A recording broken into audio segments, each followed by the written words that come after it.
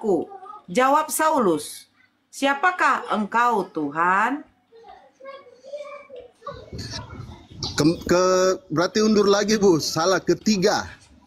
Ayat yang ketiga. Dalam perjalanannya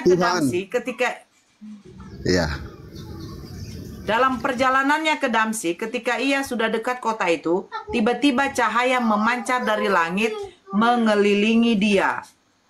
Ia rebah ke tanah dan kedengaranlah olehnya suatu suara yang berkata kepadanya, "Saulus, Saulus, mengapa engkau menganiaya aku?" Jawab Saulus, "Siapakah engkau, Tuhan?" Katanya, "Akulah Yesus yang kau aniaya itu." Iya, jadi kan Bang Suma bilangnya dari mana Paulus tahu Yesus itu Tuhan, sedangkan Yesus mengakunya belakangan setelah Paulus bilang Tuhan, apakah itu engkau? Saya kira saya juga ketika berjalan dan menghadapi situasi seperti Paulus, saya pasti akan berpikiran, apakah ini Tuhan? Makanya saya mungkin Paulus bisa mengira itu Tuhan dari kejadian yang dia alami begitu. Cahaya mengelilingi dia dan dia jatuh kan langsung dia buta. Tidak bisa melihat setelah itu. Setelah kejadian itu. Ya, mungkin begitu saja, Ibu. Ya, sebentar ya. Bang Zuma juga tidak monitor.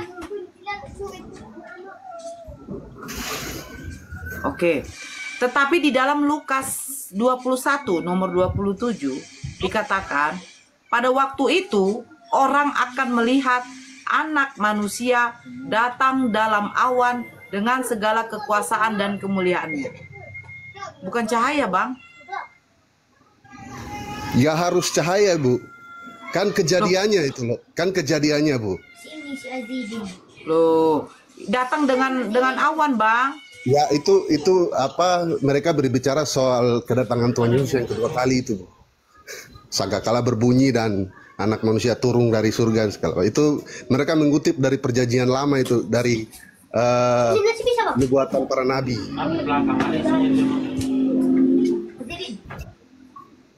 Kan nyambung itu loh, Bu. Oke, di dalam 2 Korintus 11 nomor 14, di dalam 2 Korintus 11 nomor 14, iblis pun menyamar sebagai malaikat terang, Bang. Cahaya. Ya. Iblis menyamar sebagai malaikat terang. Berapa? Iya. Ya. Kenapa, Bang? Putus. Di kitab mana tadi? Saya nggak hafal ayat-ayatnya. Soalnya saya buka dulu. 2 Korintus 11, Bang. 2 Korintus.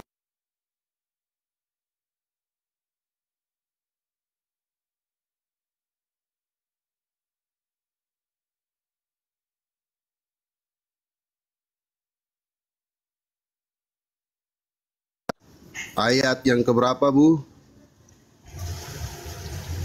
Sebentar.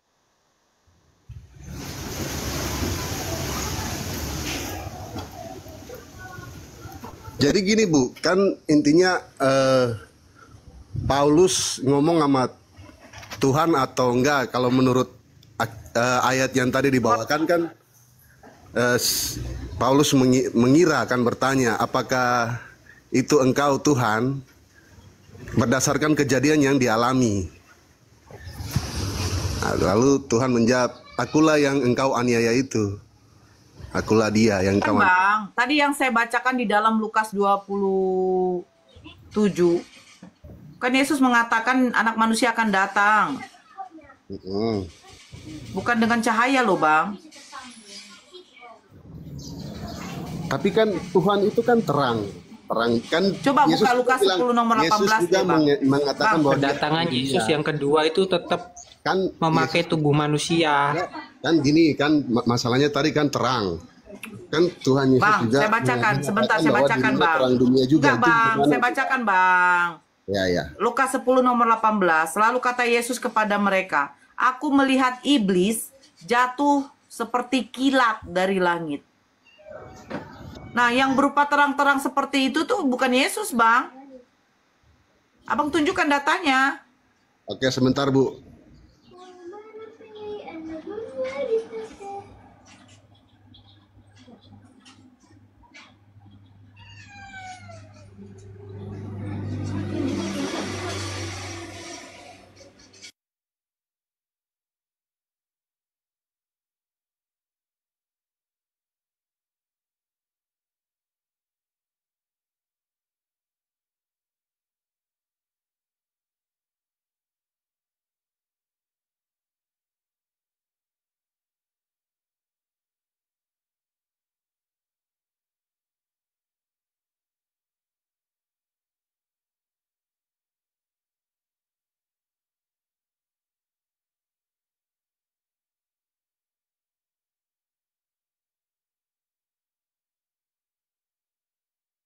Kalau Yesus datang itu Bang, saya bacakan ya. Ya. Kan ya Bang, saya bacakan. Di dalam Lukas 9, ini jaringan saya jelek ya. Di dalam Lukas 9 nomor 26, sebab barang siapa malu karena aku dan karena perkataanku, anak manusia juga akan malu karena orang itu. Apabila ia datang kelak dalam kemuliaannya dan dalam kemuliaan Bapa dan malaikat-malaikat kudus. Pada waktu itu orang akan melihat anak manusia datang dalam awan dengan segala kekuasaan dan kemuliaannya. Bukan berupa cahaya, Bang. Yesus itu datang kedua kali. Nah, kalau dia datang kepada Paulus, terbantahkan. Berarti Yesus sudah datang. Berarti tidak akan datang lagi dia.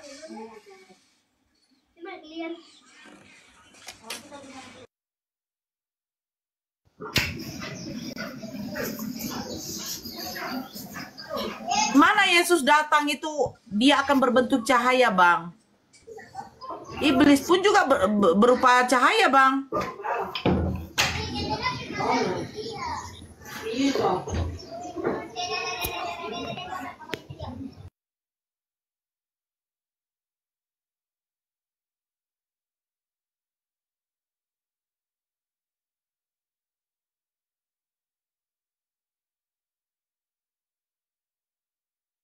Halo, Bang.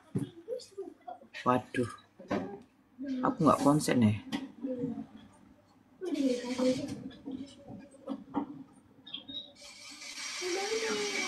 Bang.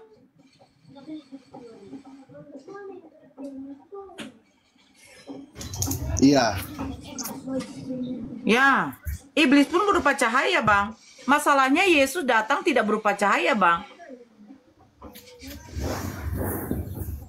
Bahkan kata Yesus, aku melihat iblis jatuh dari langit seperti kilat.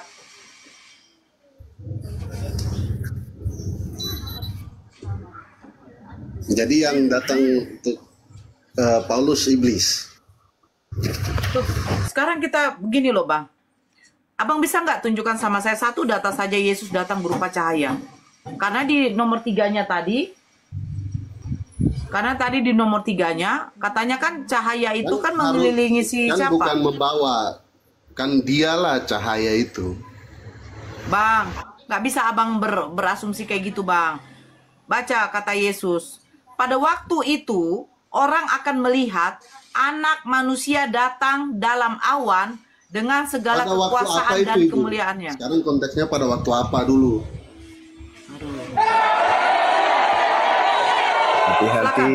Hati-hati puasanya Mas Bro, jaga hati, jangan emosi. Silakan Bang Zul. Memang kita kalau Susah anak kali. TK, kalau anak TK yang kita bimbing masih ini orang sudah kalau kan bentar lagi mati tapi masih belum juga paham-paham. Jadi gini kawan, Yesus berkata waspadalah kepada penyesat yang datang kepadamu dengan memakai nama Yesus dan berkata akulah Kristus. Kan itu poinnya. Sedangkan Paulus awal cikal bakal kemudian dia menjadi nabi dari roh yang datang kepadanya itu diawali dengan pertanyaan, siapakah engkau Tuhan? Jadi sebelum dia tahu dan dia jual kalau itu adalah Tuhan, dia sudah lebih awal mengatakan itu adalah Tuhan. Jadi memang ada kesengajaan, ada faktor di mana Paulus ini ya dari dalam dirinya itu sudah bukan lagi dirinya Paulus yang tadinya, bukan lagi Saulus dia. Gitu, Bang. Siapa? Jadi kan gitu. Abang bilang kan dia sudah tahu Tuhan sebelum Tuhan bilang akulah Tuhan yang kau aniaya, akulah Yesus yang kau aniaya, itu kan sudah menyebut Tuhan dulu si Paulus kan? Iya. Nah, pertanyaannya Abang tadi, bagaimana Paulus bisa tahu itu Tuhan yang datang sebelum roh itu menyatakan dirinya? Jadi kan, apakah itu engkau Tuhan? Mungkin kembali ke konteks kejadian waktu itu. Di ayat ketiganya kan, dia waktu itu ceritanya sedang pergi untuk berburu, berburu orang Kristen lah waktu itu kan, dia penganiaya Kristen dia.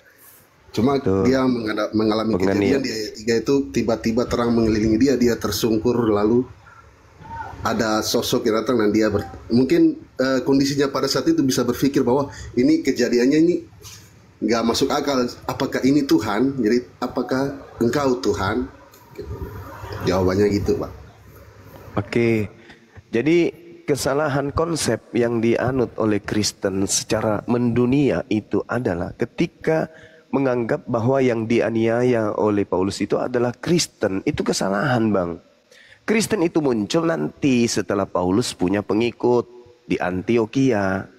Pertama kali pengikut Paulus itu disebut Kristen. Iya. Nah, sekarang kan tahu Kristen itu pengikut Kristus itu kan kata olok-olokan gitu.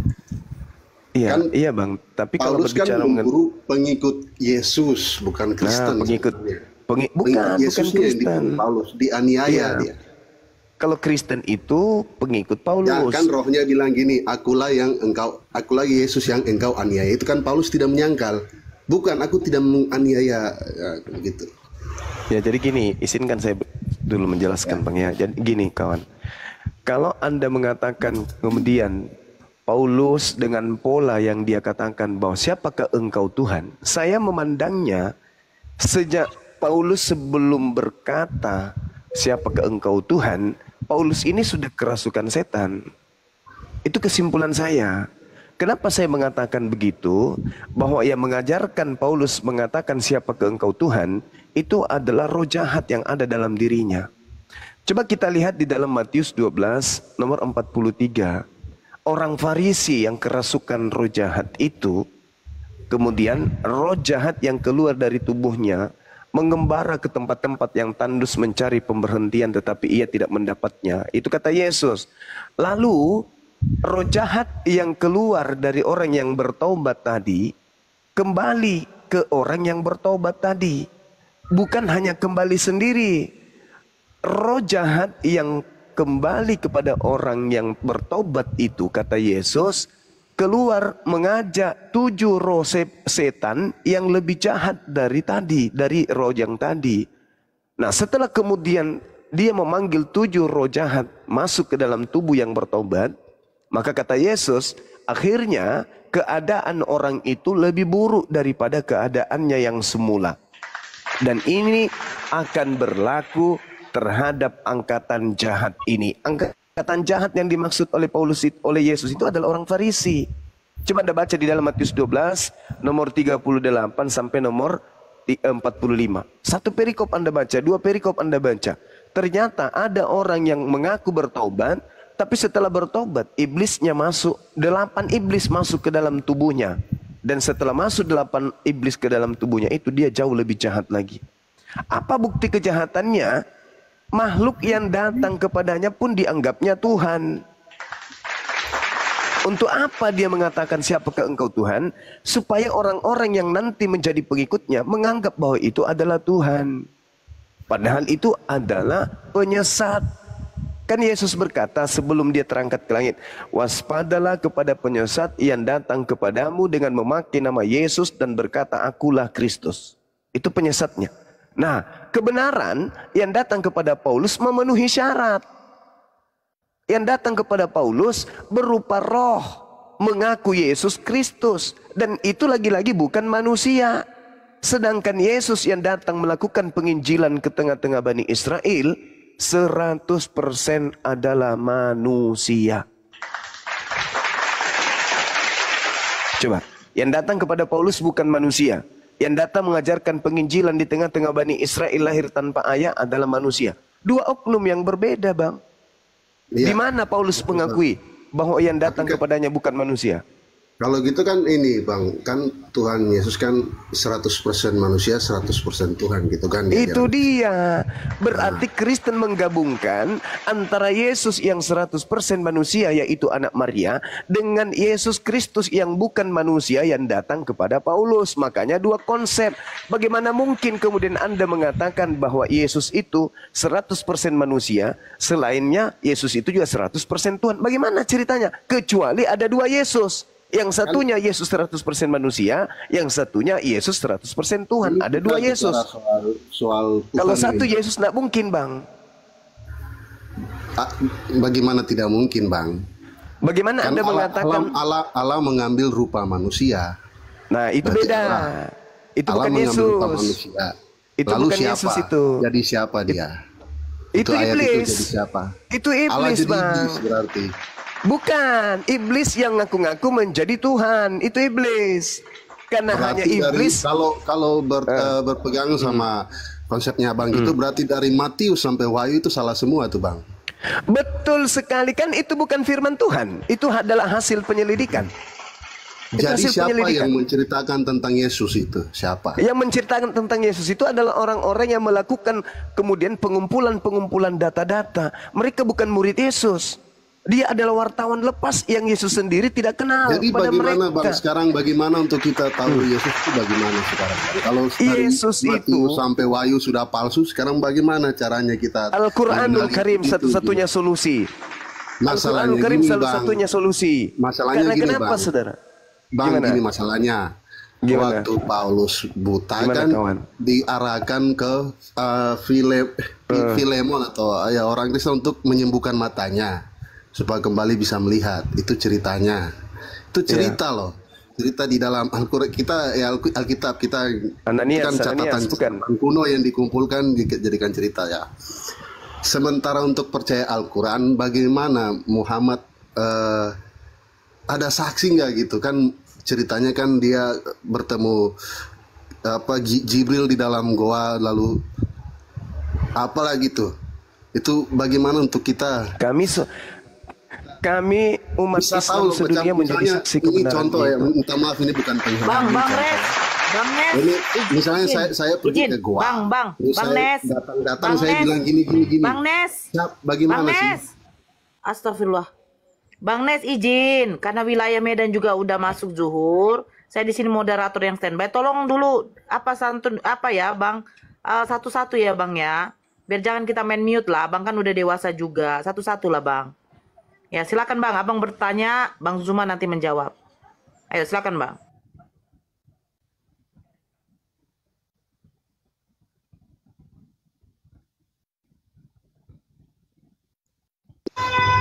Oke, Ya, silakan. saya Iya, silakan, Bang. Ya, Silakan Abang Anda bertanya buktikan sama Bang bahwa ini Zuma, kan Bang. Ya. menurut yang tadi dari menurut Bang Zuma dari Yohanes sampai Wahyu itu sudah salah, itu yang benar cuma yang perjanjian lama. Sekarang masalahnya gini, gimana saya mau mengenal Yesus itu gimana? iya. Bagaimana Anda mau mengenal Yesus? Yesus itu diutus hanya untuk Bani Israel. Anda bukan Bani Israel. Iya, itu di mana ayatnya? Loh, bagaimana Anda mau mengenal dia? Dia itu untuk Bani Israel, bukan untuk Anda. Masalahnya gini Bang, Yesus kan cuma dimention di perjanjian baru, perjanjian lama nggak ada itu. Nama Yesus itu nggak ada. Itu Saya cuma katakan kepada perumpamaan yang saudara. dikaitkan dengan kejadian Yesus di Ada apa hubungannya Yesus dengan Anda? Nggak ada hubungannya Yesus dengan Anda. Coba Anda lihat kitab saudara. Apakah ada hubungannya kitab saudara dengan Yesus? Nggak ada hubungannya. Yesus tidak mengenal kitab saudara. Dan Yesus tidak mengenal Kristen. Kecuali makhluk yang datang kepada Paulus, memang dia mencari pengikut. Pergilah ke seluruh dunia, jadikanlah seluruh bangsa menjadi pengikut. Itu bukan anak Maria. Oke, saya dengar dulu ya. Begitu Bang, nggak ada hubungannya antara Yesus dengan Anda, nggak ada. Kecuali makhluk yang datang kepada Paulus, yang mencari pengikut, yang menginginkan dirinya dituhankan, disembah, itu ada hubungannya dengan Anda. Tapi kalau Yesus anak Maria, itu tak ada hubungannya dengan Anda. Yesus anak Maria itu hanya untuk Bani Israel saja. Tidak ada hubungannya dengan Kristen. Aku diutus hanya kepada domba yang hilang dari umat Israel. Wa isqala Isa bin Maryam ya Bani Israel inni rasulullahi ilaikum. Nabi Isa dalam Al-Quran hanya untuk Bani Israel. Sementara wartawan yang menjelaskan kemudian tentang Yesus yang kitabnya bernama Matius, dituliskan di bab 15 nomor 24. Konon Yesus berkata, Aku diutus hanya kepada domba yang hilang dari umat Israel. Berarti bukan diutus untuk Kristen. Adapun yang diutus, adapun yang mengaku diutus untuk Kristen, itu adalah makhluk yang ngaku-ngaku Yesus, yang datang kepada Paulus, yang ingin dituhankan, yang ingin menyamai Tuhan pencipta langit dan bumi. Ingat kata Yesus di dalam Matius 24 nomor 4 nomor 5. Waspadalah kepada penyesat yang datang kepadamu dengan memakai nama Yesus dan berkata, akulah Kristus. Gini bang, tadi kan abang sudah Tuhan sampai wahyu itu nggak ada, yang benar itu Paulus semua. Kenapa abang kembali lagi ke situ bang? Saudara, saya kan mengatakan itu catatan wartawan. Iya kan? Sebagai surat kabar pantas untuk dibaca. Kan itu pewarta. Penulis-penulis kitab saudara itu adalah pewarta, bukan murid Yesus. Yang disebut pewarta itu yang melakukan penyelidikan, yang melakukan penelitian, yang menyusun berita-berita tentang peristiwa-peristiwa yang terjadi. Itu disebut wartawan atau pewarta. Kitabnya disebut surat kabar, surat yang mengabarkan sesuatu peristiwa. Bukan wahyu, bukan firman Tuhan, bukan sabda Tuhan, sabda Nabi, tetapi di dalamnya mencakup tentang firman Tuhan, mencakup atau mengutip tentang sabda Nabi dan mengutip tentang firman Tuhan. Konon. Gitu loh saudara. Makanya begini, kan? saya simpulkan, mohon maaf. Katanya. Yes, saya simpulkan. Nabi Musa diberi wahyu, namanya Taurat. Nabi Musa memberikan legitimasi kepada Taurat. Daud diberi Mazmur. Nabi Daud memberikan legitimasi kepada Mazmur. Nabi Isa diberi Injil. Nabi Isa memberikan legitimasi kepada Injil. Yesus memberitakan berita Injil. Yesus memberitakan tentang legitimasi tentang Injil. Markus 1 nomor 14. Sedangkan buku Roma, Filipi, Galatia, Efesus, Lukas, Markus, Matius, Yohanes, Kisah Para Rasul, siapa yang memberikan legitimasi? Yesus? Tidak.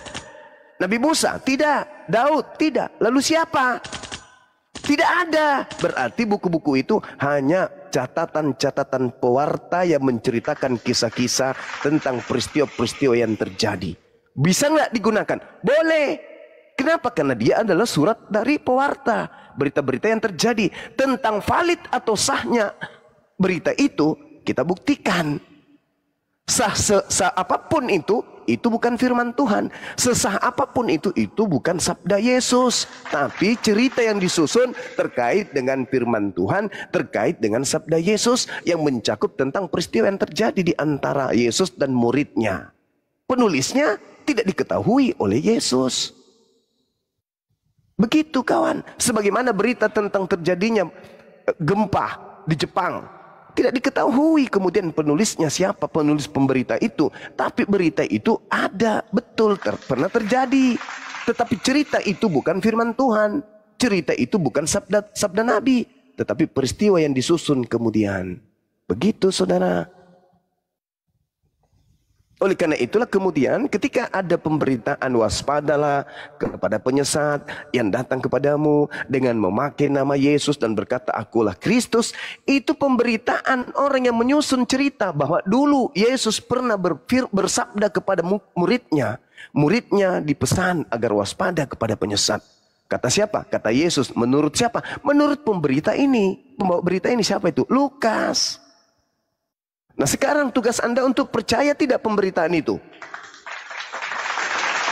Kalau Anda percaya, ya harus Anda percaya bahwa Yesus berpesan waspadalah kepada penyesat yang ngaku-ngaku bernama Yesus dan bergelar Kristus. Berarti menurut Yesus penyesat itu bernama Yesus Kristus. Yang Anda ikuti sekarang Yesus Kristus kan? Yang datang kepada Paulus kan? Ya iya itu. Nah itu bukan anak Maria kawan. Itu makhluk lain. Kalau anak Maria berbeda lagi. Bahkan di dalam catatan Matius dikatakan waspadalah kepada penyesat yang datang kepadamu dengan memakai nama Yesus Kristus. Jadi ketika ada orang berkata ada Yesus di sini, ada Yesus di sana, jangan kau percaya. Sebab kedatanganku yang kedua datang sebagai anak manusia. Matius 24 nomor 27. Matius 24 nomor 30. Aku datang sebagai manusia. Yang datang kepada Paulus bukan manusia. Berarti dua oknum yang berbeda. Kristen mencoba menyatukan antara Yesus yang manusia dengan Yesus yang bukan manusia. Kalian satukan menjadi satu, kalian padukan menjadi satu. Sehingga apa yang muncul dalam benak kalian mengakal-akali? Yesus itu 100% manusia. Yesus itu 100% Tuhan. Bagaimana mungkin sesuatu yang 100% masih ada campuran lainnya? Contoh, Anda memiliki cincin 100% emas. Apakah cincin 100% emas ini boleh juga dikatakan 100% karet? Hanya orang gila yang bisa mengatakan iya. Yesus itu 100% manusia. Berarti padanya tidak ada binatang, padanya tidak ada malaikat, padanya tidak ada Tuhan. Kenapa? Karena sudah embulat 100% manusia. Begitu juga ketika Anda mengatakan Yesus 100% Tuhan, berarti padanya sudah tak ada lagi manusia. Kenapa? Karena dia sudah 100% Tuhan. Inilah yang terjadi. Yang Anda anggap 100% Tuhan itu adalah yang datang kepada Paulus. Akulah Yesus yang kau aniaya. Itu kan yang Anda anggap Tuhan. Sedangkan yang datang kepada Bani Israel, ngaku Nabi di tengah-tengah Bani Israel, mengajarkan Injil, itu mengaku dengan mulutnya 100% manusia. Anda datang kemudian menggabungkan 200% menjadi satu. 100% manusia ditambah 100% Tuhan. Kalau digabungkan menjadi 200%. Ini hitungan apa ini? Karena Kristen ini mencoba menggabungkan antara dua Yesus. Satu nama tapi dua pribadi. Yesusnya anak Maria dan Yesusnya yang bukan anak Maria digabung menjadi satu. Inilah yang kau tuhankan. Makanya nanti kelak ketika di padang mahsyar, ketika orang dibangkitkan dari kehidupan, dari kematian, di Matius 7 nomor 22 nomor 23, kalian datang tuh kepada Yesus. Karena Yesus yang penyesat ini sudah di neraka dia lebih dulu. Kalian datang, tinggal satu Yesus, yaitu anak Maria. Kalian datang. Bukankah kami ketika kami hidup di dunia memanggil kamu Tuhan? Bermukjizat pakai namamu juga. Mengusir setan pakai namamu juga. Bernubuat juga pakai namamu. Yesus kaget. Apa? Memanggil aku Tuhan, bermujizat pakai namaku, mengusir setan pakai namaku. Siapa kalian ini? Penyala daripadaku.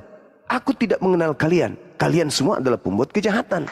Itu siapa tuh? Itu Yesus, anak Maria yang 100% manusia. Yang Anda sangka, yang Anda sembah adalah dia, padahal bukan. Kalian hari ini menyembah Yesus, Yesus, Yesus, Yesus, Yesus. Tapi Yesusnya anteng di langit. Tidak ada pernah mengajarkan dirinya untuk dituhankan. Makanya ketika kalian nanti bertemu dengan Yesus yang asli, kalian diusir. Matius 7:22 sampai nomor 23. Diusir kalian, ditunjang kalian, dilempar ke neraka. Kenapa? Karena kalian tidak melakukan kehendak Bapaknya Yesus. Kehendak Bapaknya Yesus adalah Yohanes 3 nomor 16. Agar anaknya ini dipercayai. Dipercaya sebagai apa? Sebagai rasul. Untuk siapa? Untuk Bani Israel. Itu. Makanya kalian mati dalam dosa. Karena kalian tidak percaya kepada anak Maria. Kalian percaya kepada Yesus yang datang kepada Paulus. Itu Yesus yang berbeda, kawan. Oke Bang, ini kenal Yesus Bang Zuma. Mohon maaf tanya. Yesus, saya melalui Al-Quran saya kenal beliau. Beliau adalah Nabi yang suci, terkemuka di dunia dan di akhirat. Beliau tidak tersentuh sedikit pun oleh upaya-upaya iblis. Beliau sedikit pun tidak tersentuh oleh penganiayaan Yahudi dan Romawi. Beliau terangkat, diselamatkan oleh Allah, naik ke langit. Dan saya pun mengenal Yesus.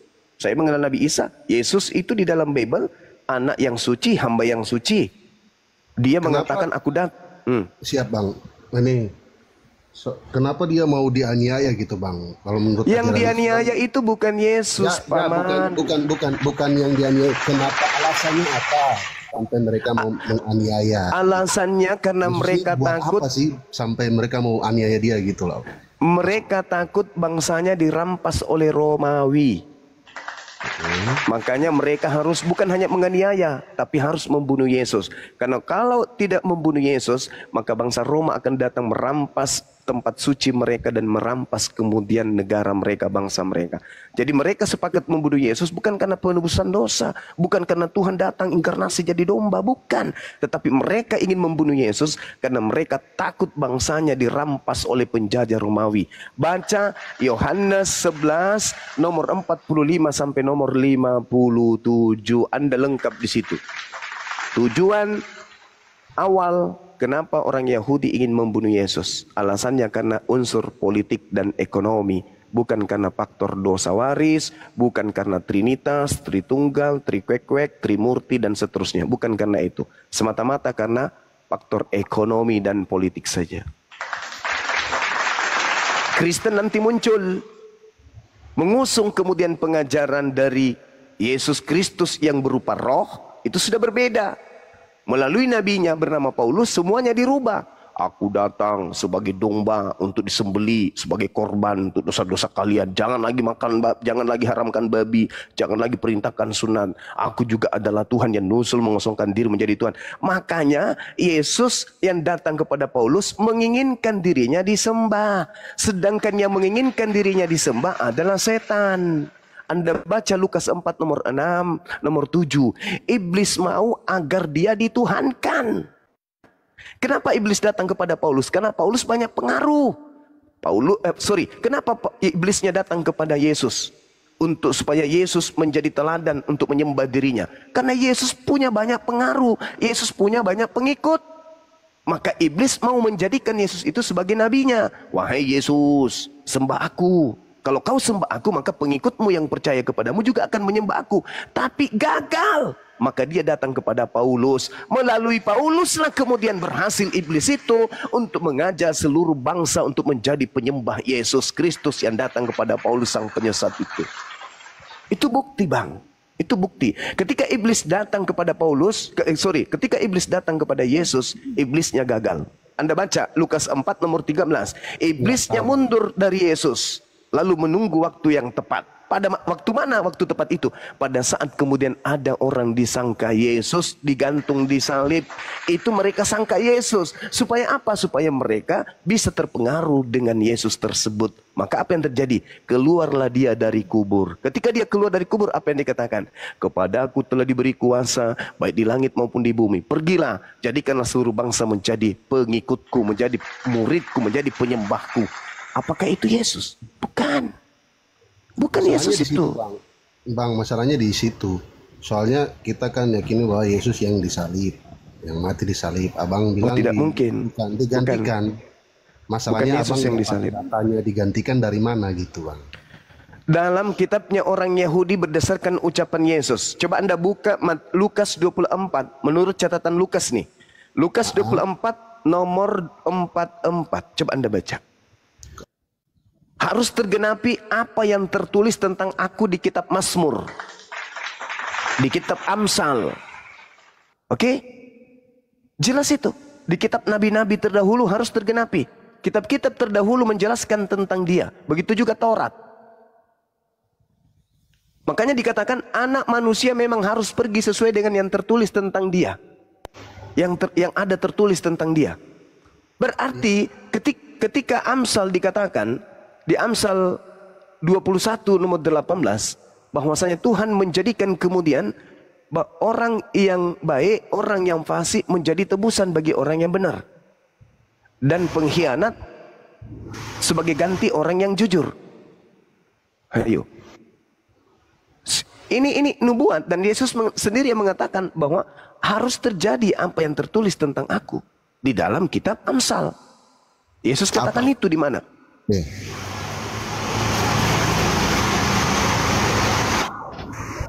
Apa, Bang? Di dalam kitab Amsal sesuai petunjuk Yesus di dalam Lukas 24 nomor 44.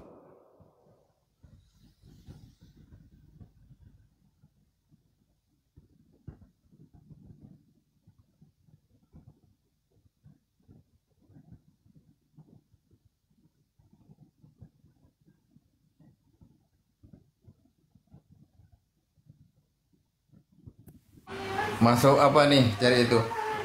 Eksis ini apa? Muslim atau Kristen ya eksis ini? Eksis Syedra. Excel Sailendra, Pak. Hah? Mualaf baru kemarin. Oh, malah. Alhamdulillah. 3 hari. Alhamdulillah. 3 hari sama itu Ustadz Abu Hadi. Oh, Allahu Ustaz Akbar. Wadi ya. Dulu dari Protestan atau Katolik? Protestan. Oh, Protestan. Siap. Kristen Protestan. Siap. Alhamdulillah. Aku semakin Masya dengar Allah. kayak gini tuh malah semakin yakin. Semakin yakin Allahu memang Akbar. membenarkan Al-Quran itu benar. Soalnya kan orang kafir tuh pasti menutup kebenaran itu sendiri meskipun dia itu tahu emang benar gitu. Jadi aku sekarang tuh semakin yakin. Aku ini udah kitan juga di kamar. Alhamdulillah, Oh. Masya Allah. Udah kita nak. Di kamar Alhamdulillah. sambil ngafalin surat Al-Fatihah sama bacaan-bacaan sholat. Allahu Akbar. Masya Allah. Oke bang, Iya, saudara. Anda baca Ibrani 2 nomor 14. Karena anak-anak itu adalah anak-anak dari darah dan daging, maka ia juga menjadi sama dengan mereka dan mendapat bagian dalam keadaan mereka supaya oleh kematiannya dia dimusnahkan, ia memusnahkan dia yaitu iblis yang berkuasa atas maut.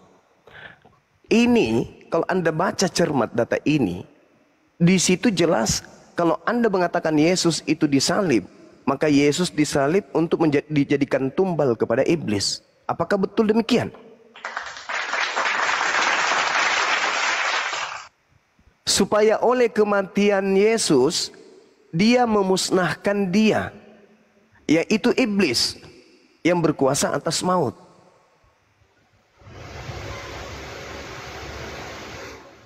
Bagaimana ceritanya tuh? Kenapa kemudian Yesusnya diserahkan kepada iblis yang berkuasa kepada maut? Itu yang pertama. Yang kedua, Yesus sendiri mengatakan dirinya di dalam Yohanes 14 nomor 30, iblis itu tidak berkuasa atas dirinya. Kalau begitu, iblis tidak berkuasa atas dirinya, berarti iblis tidak berhasil kemudian memperdaya Yesus melalui Yudas. Kan iblis merasuki Yudas tujuannya agar Yesus disalib. Berhasil nggak iblis? Tidak. Tidak berhasil. Gagal iblis itu. Karena iblis tidak berkuasa. Coba Anda lihat di dalam Yohanes 12 nomor 31. Iblis tidak berkuasa terhadap Yesus. Artinya bahwasanya yang disalib itu bukan dia. Bukan dia yang disalib. Makanya Yesus mengatakan dalam Matius 12, angkatan jahat ini minta satu tanda dan tidak ada diberikan satu tanda apapun kepada orang angkatan jahat ini melainkan bangkit pada hari ketiga. Karena itu adalah tanda Yunus. Tanda Yunus 3 hari 3 malam dalam perut ikan, anak manusia 3 hari 3 malam dalam perut bumi. Berarti hari ketiganya keluar. Itu tanda untuk siapa? Tanda untuk angkatan jahat. Makanya yang percaya kebangkitan itu hanya pengikut Paulus. Pengikut Yesus tidak percaya. Di mana datanya pengikut Yesus tidak percaya kebangkitan pada hari ketiga? Baca Kisah Para Rasul 24 nomor 9 sampai nomor 12. Di situ tertulis murid-murid Yesus tidak percaya akan kebangkitan dan mereka menganggap bahwa itu adalah omong kosong belaka. berapa bang? Lukas Siapa 24 Rasul? Lukas 24 nomor 9 sampai nomor 12.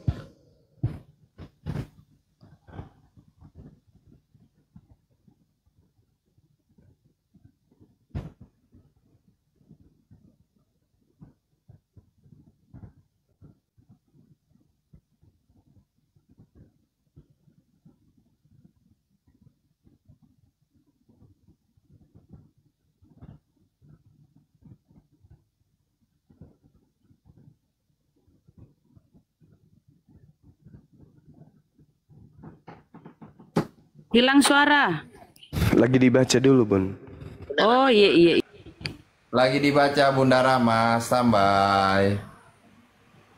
Untuk saudaraku di bawah lagi gurunda diam, tolong di tap-tap layar ya, disampaikan 1M ya, di tap-tap layar ya, di tap-tap layar yang kencang, di follow akun akun di atas ya, jangan lupa masuk The Real Parusiani Parpanpap, Baluap TV dan akun YouTube secara langsung juga di Jurkivili M Abbas ya. Kalau ada salah sedikit saya minta maaf Bang Juma, sebutan salah.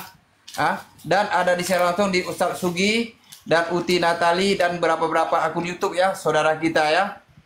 Tolong di subscribe ya. Oke lanjut, Ya. Nesta. Apakah murid-murid Yesus percaya akan kebangkitan di situ? Mereka kan itu ceritanya kan Maria yang Maria murid Yesus ya, bukan ibu Yesus, yang ke kubur. Ya, tapi mendapati kuburnya terbuka dan kosong. Itu Bang. Nah, artinya Maria datang melaporkan, murid-murid Yesus, ya paman, guru kalian hilang di kubur, nggak ada. Nah, muridnya percaya nggak? Nggak percaya. Tapi angkatan jahat percaya nggak kalau Yesus bangkit pada hari ketiga? Kan setelah itu Bang. Iya, percaya nggak angkatan jahat tentang kebangkitan? Yesus bangkit pada hari ketiga tuh, mereka kan mengingat kembali waktu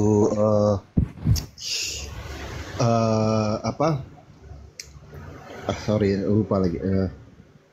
Perjamuan bersama itu kan anak manusia akan diserahkan dan akan mati dan akan bangkit pada hari ketiga. Kan sebelumnya kan sudah dikatakan sebelum peristiwa penyaliban itu Bang. Itu tanda untuk angkatan jahat bukan? Dan murid-muridnya tidak mengingat itu kan? Malah kemudian murid tidak percaya. Iya kan? Simbol kebangkitan hari ketiga itu adalah tanda untuk angkatan jahat. Siapa yang kemudian menjadikan simbol itu berarti dia adalah angkatan jahat. Paulus ketika didatangi sosok makhluk yang mengaku Yesus Kristus, itulah yang digaungkan. Itulah yang digaungkan. Bangkit pada hari ketiga. Sehingga pengikut-pengikutnya kemudian menganggap itu adalah Tuhan yang keluar dari kubur. Jadi gini Bang, kan ceritanya kan sudah bangkit, terus kan ada selanjutnya kan perikop selanjutnya kan penampakan diri.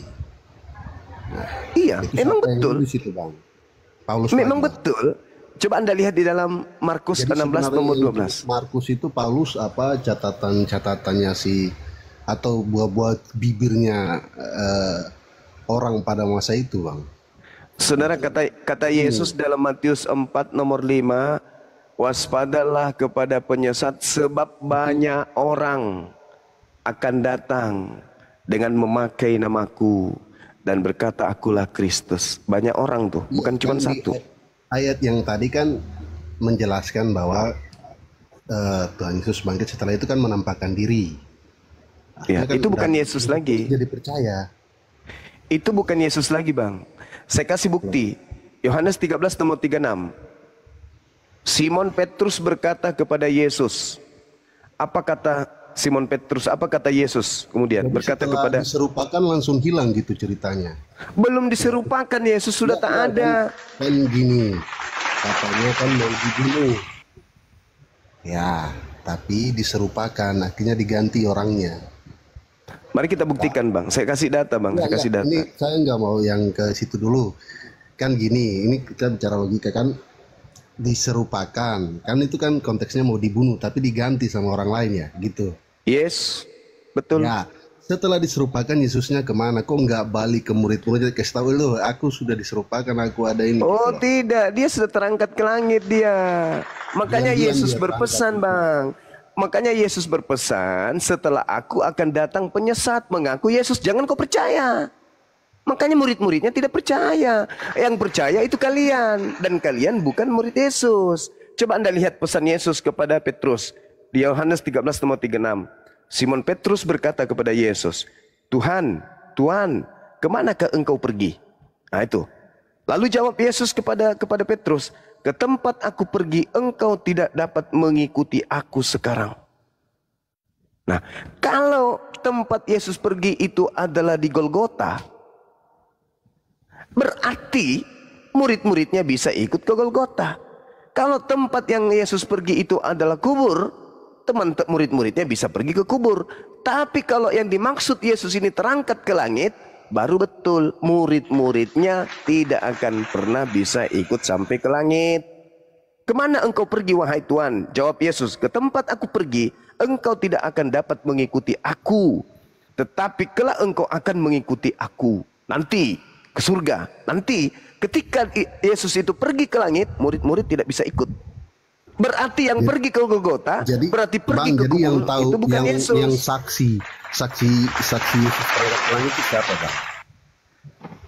Tidak ada saksi melihat Yesus ke Bagaimana langit. ya? Bagaimana sampai kita tahu bahwa dia terangkat gitu loh, Bang? Itu kan Yesus sendiri yang mengatakan, dan Al-Quran juga mengatakan, bal rafa'ahu minhu, bahwa Nabi Isa alaihissalam itu kata Allah, aku angkat ke Kan sisiku. dikatakan tempat di mana aku pergi, kamu tidak dapat ke situ. Ya memang, berarti kemana itu? Ya, tapi kan gak dijelaskan terangkat.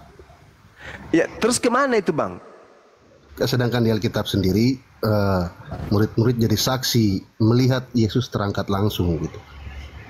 Sekarang permasalahannya, kemana Yesus ketika dikatakan ke tempat Jadi aku pergi? masalahnya gini Bang, yang menarasikan terangkat itu kan Bible dulu loh Bang.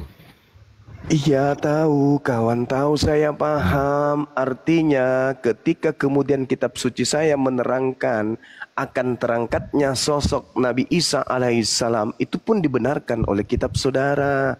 Permasalahannya di Bible, Yohanes 13 nomor 36, ke tempat aku pergi kamu tidak akan pergi ke situ. Enggak, kalau di Bible jelas Bang, bukan perumpamaannya lagi. Pada saat pengangkatan murid-murid hadir di khotbah terakhirnya itu loh.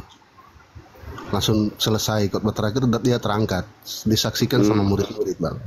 Iya, disaksikan oleh murid-murid dia terangkat ke langit. Oke. Sekarang ada nggak murid menyaksikan Yesus keluar dari kubur? Tidak ada. Tidak ada. Lalu kenapa bisa ditahu bahwa itu adalah Yesus yang keluar dari kubur? Karena sudah tidak ada Yesusnya di dalam kubur. Dan Kata siapa? di siapa? dalam Bible Kata siapa? dijelaskan dengan kesaksian dari Nah, ini roh dia. atau cahaya terang, berarti kan diasusikan sebagai malaikat. Oke, ini dia. Yang kau cari di sini tidak ada. Nah, Dia ketika kemudian dia tampil di dalam catatan Markus 16 nomor 12, di situ dikatakan bahwa Yesus tampil menampakkan diri dalam bentuk wajah yang lain. Pertanyaannya, dari mana Markus tahu kalau itu adalah Yesus?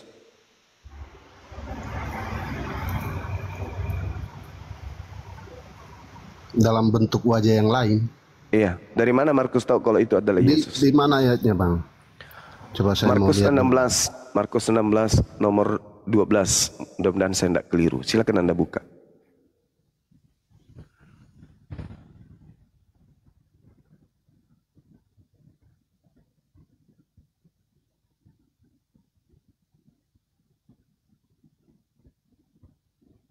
Markus berapa, Bang?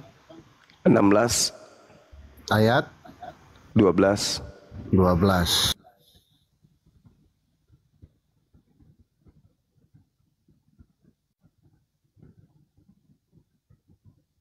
Mana yang tidak mengenal Yesus itu, Bang? Kan Ya, itu katanya tadi. wajahnya sudah lain. Nah itu Markus 16. Ayat 12 kan? 12. Iya. Oke. Salah ya? Teman-teman tidak percaya. Itu Sesudah itu Yesus menampakkan diri dalam rupa yang lain. Dari mana Markus Mana? tahu kalau Markus tahu gini, kalau itu adalah Bang, nggak ada narasi Yesus menampakkan diri dengan wajah atau muka yang lain, Bang. sesudah itu dia menampakkan diri dalam rupa yang lain. Yang Pertanyaan saya, astagfirullahaladzim, ya Allah ya Karim. Pertanyaan saya Bang, dari mana Markus tahu kalau itu Yesus?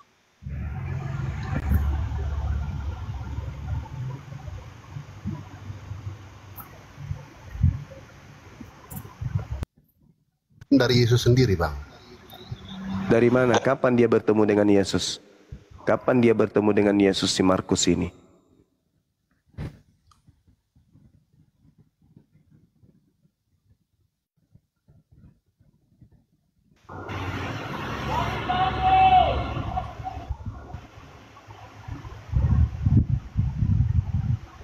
Jadi Markus gak pernah ketemu Yesus, Bang. Di mana? Di mana dia pernah bertemu? Sedangkan yang ada kemudian di dalam surat Paulus, dia mengajak Lukas untuk supaya Lukas mengajak Markus, karena Markus ini berguna bagi penginjilan Paulus. 2 Timotius 4 nomor 11. Lukas, ya paman, pergilah, ajaklah Markus datang kepadaku, karena Markus itu penting dalam pelayananku. Pertanyaan saya, dari mana asisten Paulus bernama Markus ini tahu kalau yang nampak itu adalah Yesus dalam rupa yang lain? Oh, jadi asisten Markus ini yang nulis kitab Markus itu, Bang? Asisten Paulus itulah Markus. Asisten Paulus yang namanya Markus ini yang tulis kitab Markus itu, Bang? Oh iya jelas dong, siapa lagi? Berarti yang soal kisah terangkatnya juga harusnya nggak benar itu, Bang?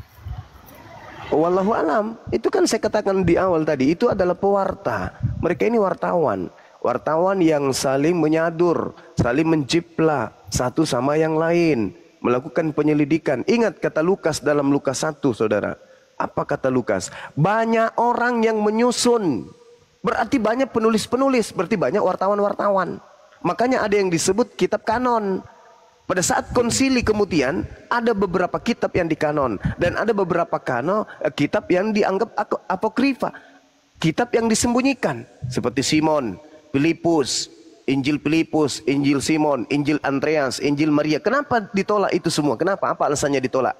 Karena tidak sesuai dengan ajaran nenek moyang Romawi dan Yunani. Apa itu? Dewa nuzul menjadi manusia. Tidak sesuai, makanya ditolak, disembunyikan Injil-Injil yang lain itu. Makanya disebut Injil apokrifa, Injil yang disembunyikan.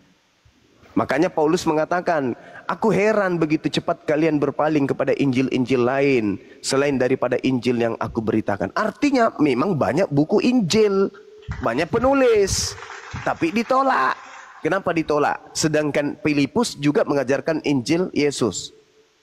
Di dalam Kisah Para Rasul 8, Filipus dikatakan bahwa Filipus mengajarkan Injil Yesus. Nah, mana Injil Filipus yang mengajarkan Injil Yesus itu? Ditolak, bukan? Ditolak. Padahal yang dipanggil untuk mengajarkan Injil itu Filipus, bukan Markus, bukan Lukas, bukan Paulus. Yang dipanggil memberitakan Injil oleh Yesus adalah Filipus. Baca di dalam kitab Yohanes 1 bahwa yang dipanggil kemudian ke Galilea itu adalah Filipus. Kita baca di dalam Yohanes 1, coba Anda lihat, dikatakan kemudian Filipus ikutlah denganku. Di mana itu? Di Yohanes 1 nomor 43. Pada keesokan harinya Yesus memutuskan untuk berangkat ke Galilea dan dia bertemu dengan Filipus dan berkata kepada Filipus, Filipus, ya paman, ikutlah aku. Berarti yang dipanggil untuk mengajarkan Injil siapa?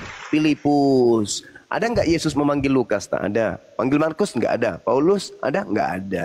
Mana Injilnya Filipus? Ditolak oleh gereja. Kenapa? Karena di situ Filipus menceritakan ajaran Yesus yang sesungguhnya. Makanya Injil Filipus itu ditolak. Karena di situ Filipus membicarakan yang sesungguh-sungguhnya. Karena dia adalah murid asli. Lukas bukan, Markus bukan, Paulus bukan. Tetapi kenapa Kristen menjadikan mereka ini sebagai rasul, bukan Filipus? Padahal yang dipanggil oleh Yesus adalah Filipus. Baca Yohanes 1 nomor 43. Filipus ikut denganku. Nah, di dalam Kisah Para Rasul kemudian, Rasul 8, Filipus memberitakan Injil Yesus. Bukan Tapi Gimana? kan ini semua muridnya kan diajak, ikutlah aku kan. Filipus yang Bukan dipanggil. Filipus saja. Filipus yang dipanggil di sini. Iya, narasinya gimana itu, Bang? Itu dikatakan di dalam kitab saudara. Yohanes 1 nomor 43 Anda baca. Pada keesokan harinya Yesus memutuskan untuk berangkat ke Galilea dan ia bertemu dengan Filipus dan berkata kepada Filipus, Filipus, ya paman, ikutlah aku. Nah, siapa yang dipanggil? Filipus ada dipanggil, kemudian Lukas, Markus ada. Sudah dipanggil, sudah duluan Bang. Di mana tertulis itu? Di mana? Di mana tertulis? Kadang lucu juga nih kawan kita Kristen. Iya, saya selalu sabar menanti sampai kemudian buka puasa. Silakan.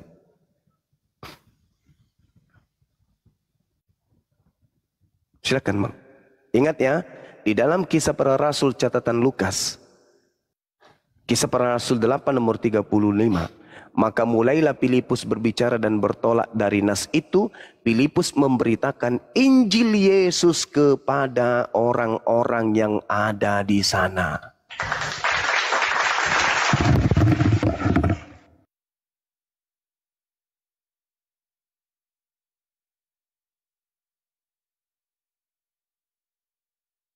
Assalamualaikum warahmatullahi wabarakatuh, Bunda Mila. Assalamualaikum warahmatullahi wabarakatuh. Gurunda, Bang Warahmatullahi Faruk, wabarakatuh. Bunda Nora, Bang Naga, Bang Dewa.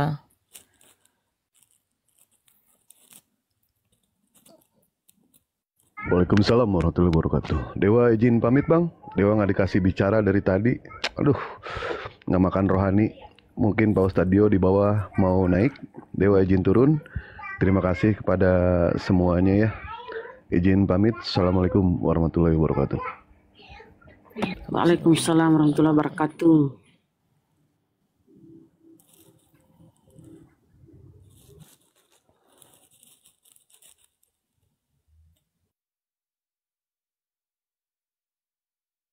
Bagaimana? Saya juga, ya saya mau izin pamit dulu ya Bang. Iya, silakan Soalnya sahabatku.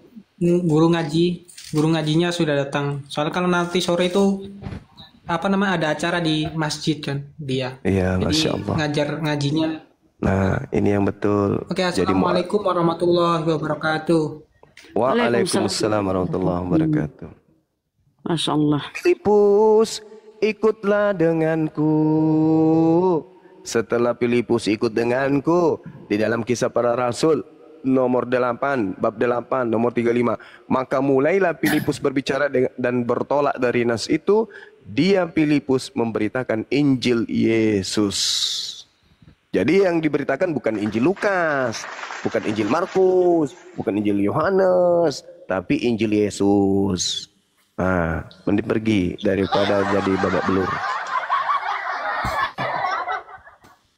Terlanjur menipu jadi. Bunda Mila, Assalamualaikum. Dinda Dio, Assalamualaikum. Bunda Rahma, Waalaikumsalam. Assalamualaikum. Kok Waalaikumsalam Bunda warahmatullahi lucu sih wabarakatuh, hari ini. Bunda. Bahagia sekali Gimana kayaknya. Bun? Kok lucu hari Siapa, ini, Bunda? bahagia sekali kayaknya. Ya Bang Zuma lah. Enggak Bu. Karena sudah.